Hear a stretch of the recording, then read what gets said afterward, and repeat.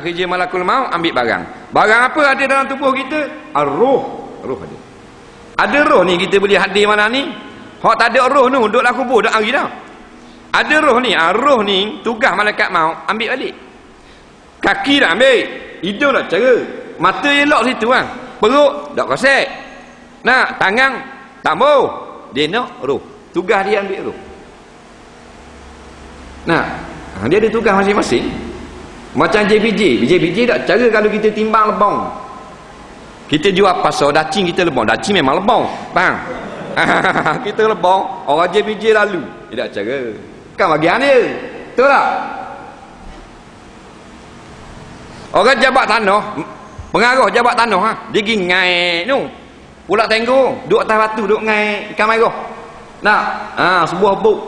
Dia pun tengok maknanya orang duduk apa benda ni nembok ikan atas batu karang. Ini takak tak?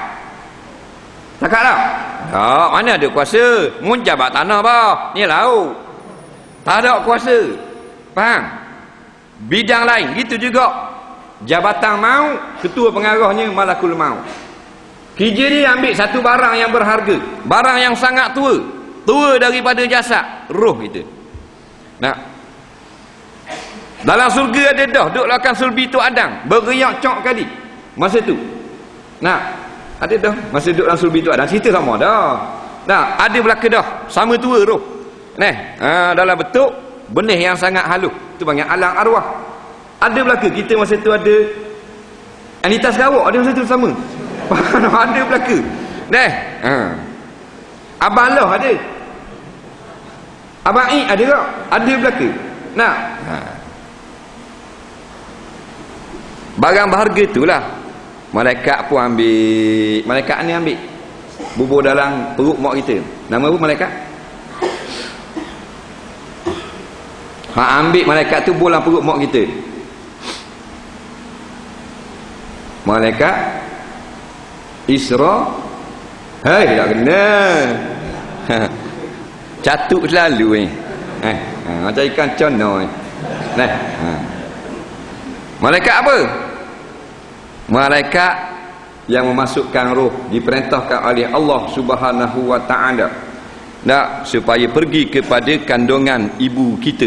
Masa kita duduk dalam perut umur kita 4 bulan 120 hari, malaikat ni lah, kita pun lupa kot nama dia. Dia ambil roh kita ni, adalah tempat sipang dia. Bubuh tiup situ, kita hidup. Tugas ambil Israel alaihi salam. Dia akan ambil lagi. Nah, dia tak takut siapa? Esko kabel tak ada kira. Nah, kalau kita kalau istana dah nak pergi rumah besar-besar, nak tengok Allah masuk mana. Ada jaga 2 tis napang M16 pegang depan. Nak tulis papan merah, dilarang masuk. Kalau masuk tembak selalu. Dah boleh masuk kita, berat nanang. Nak koci gitu. Masuk kat mana? Ni CCTV penuh keliling ni. Dah malakul maut, ada CCTV ke peti sejuk TV ke tak ada kira. Faham? Mu datuk ke, mu menteri ke, mu queen ke, king ke, raja ke, tak ada. Nah, dan dia mari balik awal. Siap nasi goreng malam pertama, mi goreng malam kedua. Faham? Dan dia siapa? Tak. Malam namak biskut Mary. Terang agak uak sekali biskut malam namak. Tengok gocohnya je ketua rumah. Tak. Tok imam kelebeknya muka. Nak. Dia main namak nasi emor. Kecong kau sekali tengok teh makan yang kata ikhlas sangat. Wa ma umiru illa liya'budullaha mukhlishina lahuddin. Tidak kami perintahkan manusia itu melainkan mereka itu supaya ikhlas beragama pada Allah Subhanahu wa taala. Nak, teh kali. Malang kepak buah nasi lu. Nak, malang kepak buah nasi minyak. Wak nyanyok kali. Nama ratik 7 malang kepak wak nasi minyak kali. Gamuknya malang kepak tu sudah makan bunyi belaka. Malang kepak nasi minyak dah. Ni gua puang Bukhari. Kalau tak pun nama Abu Daud lagi. Faham tak? Tengok nama hari 7 hari. Kepala tiala stewong kata giling hari habis. Waktu bik biskut Mary. Cicah dengan air kosong. Tak? Tengok tak balik habis nyanda tu imam. Bang sikit bagi 2 pinjan dah. Mana ni lambat ni?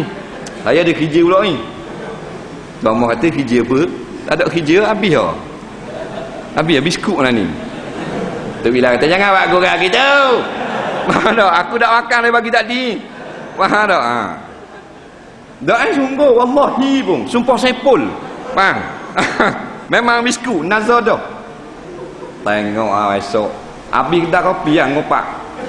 Bahasa dak erti bahasa dak ikut macam-macamnya pak. Awak gitu kali. Baru tahu.